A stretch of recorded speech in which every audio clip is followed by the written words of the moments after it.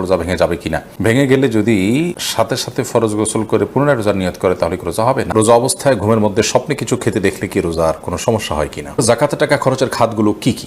রোজা অবস্থায় স্বপ্নদোষ হলে কি রোজা নষ্ট হয়ে যায়। ফিতরা কি আলাদা করে রেখে ঈদের পর আদায় করা যাবে। পাকা চুল বা দাড়ি তুলে না ফেলে বেছে বেছে কেটে ফেলা যাবে কিনা, যেহেতু তুলে ফেললে গুনাহ হয় তাই কেটে ফেলা যাবে কিনা। রোজা অবস্থা রক্তদান করলে কি রোজা ভেঙে যাবে। শরীর থেকে কোনো কিছু বের হলে নাকি রোজা ভেঙে যায়। রোজা রাখলে হাত পা কাঁপে, মাথা ঘুরায়, শোয়া থেকে উঠতে পারি না, এখন কি করা উচিত। প্রবাসীদের ফিতরা আদায়ের বিধান কি। আমরা কি দেশের হিসাব করে ফিতরা আদায় করবো নাকি যেখানে থাকি ওই জায়গার হিসাবে দেওয়া লাগবে। সর্বপ্রথম যে প্রশ্নটি আমি দেখতে পাচ্ছি সেটি হলো রোজা অবস্থায় ঘুমের মধ্যে স্বপ্নে কিছু খেতে দেখলে কি রোজার কোনো সমস্যা হয় কিনা। রোজা অবস্থায় স্বপ্নে যদি আমরা কোনো কিছু খেতে দেখি তাতে আমাদের রোজার কোনো ক্ষতি হবে না। স্বপ্নে শুধু খেতে দেখা নয়, অন্য যাই দেখি না কেন স্বপ্নে দেখা বিষয়গুলো যেহেতু বান্দার এখতিয়ারাধীন নয়, ইচ্ছাকৃত মানুষ স্বপ্নে দেখে না সাধারণত, যার কারণে এটার কোনো দায় বান্দাকে বহন করতে হবে না। বিধায় রোজা অবস্থায় স্বপ্নে আমরা যাই দেখি না কেন তার জন্য আমার রোজা ভঙ্গ হবে না। রোজা অবস্থায় স্বপ্নদোষ হলে কি রোজা নষ্ট হয়ে যায়। উত্তর হলো না, রোজা অবস্থায় স্বপ্নদোষ হলে রোজা ভঙ্গ হয় না। একটু আগে আমরা বলেছি স্বপ্নে যাই কিছু দেখুক মানুষ তার জন্য বান্দাকে কোনো দায়বর্তা বহন করতে হয় না। তবে স্বপ্নদোষের ফলে যদি বীর্যপাত হয়ে থাকে তার ফলে গোসল ফরজ ঠিকই হবে। এছাড়া স্বপ্নদোষের কারণে রোজা ভঙ্গ হবে না। ফিতরা কি আলাদা করে রেখে ঈদের পর আদায় করা যাবে না। ঈদের পর আদায় করলে ফিতরা আদায় হবে না, বরং ফিতরা আদায় করতে হবে ঈদের সালাতের আগে। নবী করিম সাল্লাল্লাহু আলাইহি ওয়াসাল্লাম বলেছেন মানাদ্দাহা ক্বাবলা সালাহ, যে ব্যক্তি ঈদের আগে ফিতরা আদায় করবে ফাহিয়া মাকবুলা, তাহলে সেটা ফিতরা হিসেবে কবুল হবে। ওমানাদ্দাহা বাদা সালাহ, যে ব্যক্তি ঈদের পরে আদায় করবে ফাহিয়া সাদাকাতুম মিনাস সাদাকাত, 10টা সাদাকার মধ্যে সাধারণ দান হবে। এটা ঈদের আপনার কি বলে এটাকে ফিতরার যে দায়িত্ব সেই দায়িত্বের ফলে কিন্তু আদায় হবে না। এরপরে প্রশ্ন হলো রোজা অবস্থা যদি হস্তমৈথুন করে তাহলে রোজা ভেঙে যাবে কিনা। ভেঙে গেলে যদি সাথে সাথে ফরজ গোসল করে পুনরায় রোজার নিয়ত করে তাহলে কি রোজা হবে না। এর ফলে রোজা আর জোড়া লাগবে না। হস্তমৈথুন করে বীর্যপাত যদি কেউ করে তার ফলে রোজা ভেঙে যাবে। এই রোজা তাকে পরবর্তীতে রেখে দিতে হবে এবং এই রোজার ভাঙার ফলে তাকে কাফারাও আদায় করতে হবে। অর্থাৎ একটি রোজার কারণে তার একটা রোজা তো কাজা করতেই হবে, সাথে আরও 60টা রোজার টানা ধারাবাহিকভাবে বিরতিহীনভাবে রেখে দিতে হবে। এটি তার জন্য একরকম শাস্তি এবং এটি জঘন্য অপরাধ বটে, যার কারণে আল্লাহ মাফ করুক। এ ধরনের অপরাধ থেকে আল্লাহ তাআলা হেফাজত করুন এবং এই ধরনের অপরাধ থেকে আমাদেরকে বেঁচে থাকার মতো ইমানের শক্তি তাকওয়া আল্লাহ তাআলা আমাদেরকে দান করুন। এরপর প্রশ্ন হলো রোজা রাখলে হাত পা কাঁপে, মাথা ঘুরায়, শোয়া থেকে উঠতে পারি না, এখন কি করা উচিত। রোজা রেখে যদি কারোর এরকম পরিস্থিতি হয় এবং এটা যদি সহনীয় পর্যায়ে থাকে তাহলে তাকে সিয়াম রাখতে হবে। এই অজুহাতে সিয়াম ভাঙার সুযোগ নেই।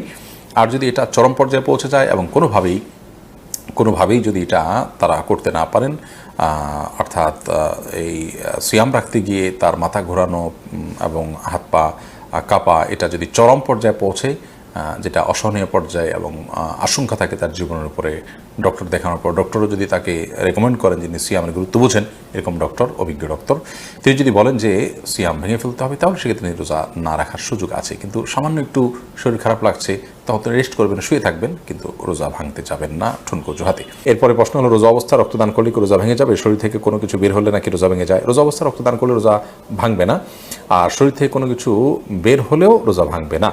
তবে রক্তদান করতে গিয়ে যেন এত বেশি রক্তদান করা না হয় বা দুর্বল শরীরে যদি রক্তদান করা হয় যার ফলে তিনি অসুস্থ হয়ে পড়ে রোজা আর কন্টিনিউ করতে না পারেন, সেই পর্যায়ে যাওয়া উচিত নয়। বাকি এক ব্যাগ রক্ত দিলেন, তিনি নিজের প্রতি যে আস্থা আছে যে তার বড় কোনো ক্ষতি হবে না, তাহলে তিনি এটা করতে পারেন। অর্থাৎ এর ফলে তিনি রোজা ভেঙে ফেলতে হবে এরকম দুর্বল হবেন না তিনি জানেন, তাহলে সেক্ষেত্রে রোজা দেওয়াটা এটা রোজা ভঙ্গের কোনো কারণ নয়।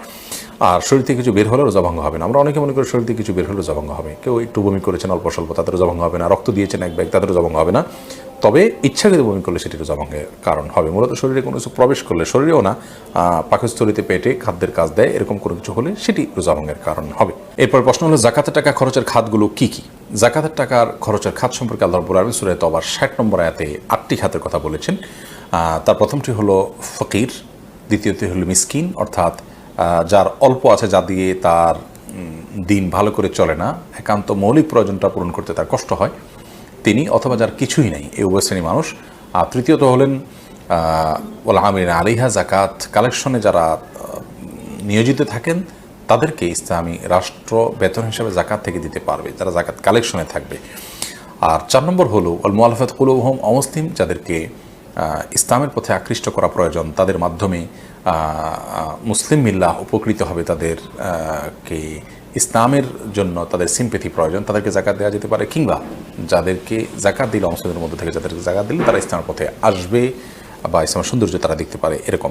5 নম্বর হলো অফের রেকাব, কৃতদাস দাসী মুক্ত করার জন্য জাকাতের টাকা দেওয়া যাবে। আর 6 নম্বর হলো আল গারিমিন, যারা ঋণগ্রস্ত তাদের ঋণ পরিশোধের জন্য জাকাত দেওয়া যাবে। আর 7 নম্বর হলো ফি সাবিলিল্লাহ, আল্লাহর রাস্তায়। আল্লাহর রাস্তা বলতে অনেক উলামা ইকরামের মত হলো জিহাদে যারা লিপ্ত তাদেরকে জাকাত টাকা দেওয়া যাবে।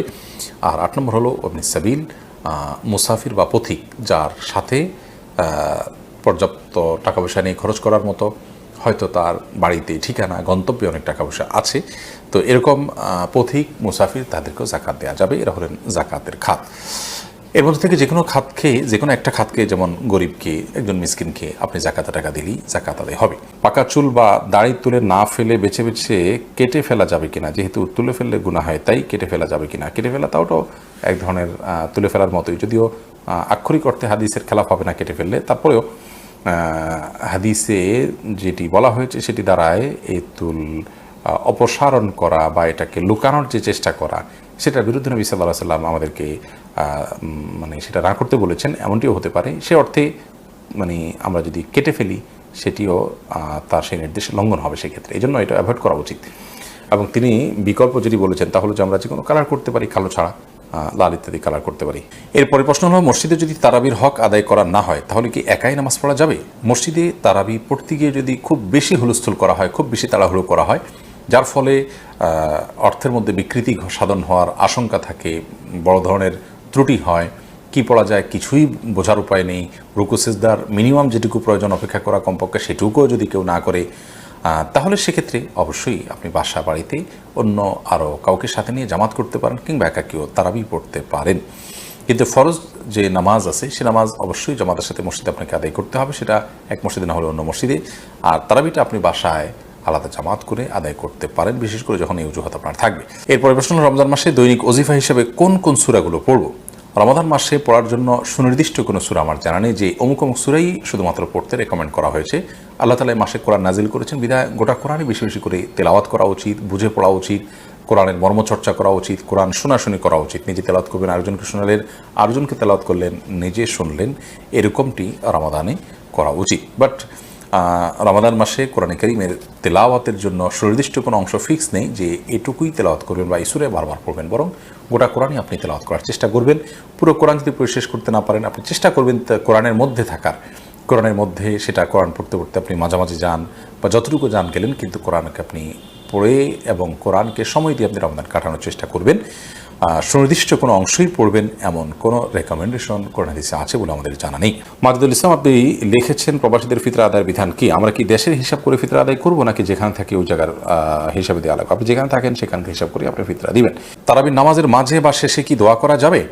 দোয়া তো যে কোনো সময় করা যায়, সে অর্থে আপনি তারাবি সালাতের মাঝে অথবা শেষে আপনি আল্লাহর কাছে দোয়া করতেই পারেন, কিন্তু এটাকে সিস্টেম বানিয়ে নেওয়া যে 4 রাকাত পর পর দোয়া, কিংবা শেষ হওয়ার পর সুনির্দিষ্ট একটি দোয়া গদবাদা হাত তুলে করা, এটিকে সিস্টেম বানিয়ে নেওয়াটা এটি বেদাতে পর্যবসিত হওয়ার আশঙ্কা আছে। শরীয়ত কোনো কিছু যদি নির্দেশ না করে, সেটাকে শরীয়তের নির্দেশ মনে করে, কিংবা সেটাকে শরীয়তের নির্দেশের মতো গুরুত্ব দিয়ে যদি কেউ আদায় করেন, তাহলে সেটাকে সওয়াবের কাজ, এই ইবাদতের পদ্ধতি বা নিয়ম যদি বানিয়ে নেন কেউ, তো সেটি বেদাতে পর্যবসিত হওয়ার সমূহ আশঙ্কা আছে। আপনি নিজে থেকে এমনি কখনো দোয়া করলেন, কখনো করলেন না, সেটা একান্ত আপনার ব্যক্তিগত বিষয়, কিন্তু সুনির্দিষ্ট দোয়ার ফরম্যাট ঠিক করে নেওয়ার কোনো সুযোগ কিন্তু নেই। এরপর প্রশ্ন হলো, জাকাতের টাকা কাউকে না বলে দেওয়া যায় হবে কিনা, এবং ভাই বোনকে জাকাত দেওয়া যাবে কিনা? ভাই বোন তারা যদি প্রাপ্তবয়স্ক হয়ে থাকে, অভাবী থাকে, জাকাতের হকদার থাকে, তাদেরকে অবশ্যই জাকাতের টাকা দেওয়া যাবে। জাকাতের টাকা দিয়ে তাদেরকে স্বাবলম্বীও করে দেওয়া যাবে, এবং জাকাতের টাকা দেওয়ার সময় জাকাত যিনি নিচ্ছেন তাকে না বলেও দেওয়া যাবে। আপনি মনে মনে নিয়ত করলেন জাকাত দিচ্ছেন, তাকে বললেন যেটা আপনি খরচ করেন, আপনি নিয়ত করলেন জাকাত থেকে দিচ্ছেন, এটা যথেষ্ট হবে। তাকে বলে দেওয়াটা এটা আবশ্যক কোনো বিষয় নয়। একা একা নামাজ পড়ার ক্ষেত্রে সূরা কোরআন তেলাওয়াতের সময় ঠোঁট না নাড়িয়ে মনে মনে তেলাওয়াত করা যায় আছে কিনা? একা একা যখন আমরা সালাত আদায় করবো, তখন সূরা, কেরাত ইত্যাদি এগুলো আমাদেরকে ঠোঁট নাড়িয়ে তেলাওয়াত করতে হবে। মনে মনে তেলাওয়াত করলে সেটা তেলাওয়াত হিসাবে গণ্য হবে না, কোরআন পাঠ হিসাবে গণ্য হবে না। পাঠের জন্য অবশ্যই আমাদের ঠোঁট, জিহ্বা ইত্যাদি নড়তে হবে। এর পরের প্রশ্ন হলো, রোজা রাখা অবস্থায় কি গুপ্তাঙ্গের লোম পরিষ্কার করা যাবে? উত্তর হলো করা যাবে, কোনো অসুবিধা নাই। এর ফলে রোজার বা সিয়ামের কোনো ক্ষতি হবে না।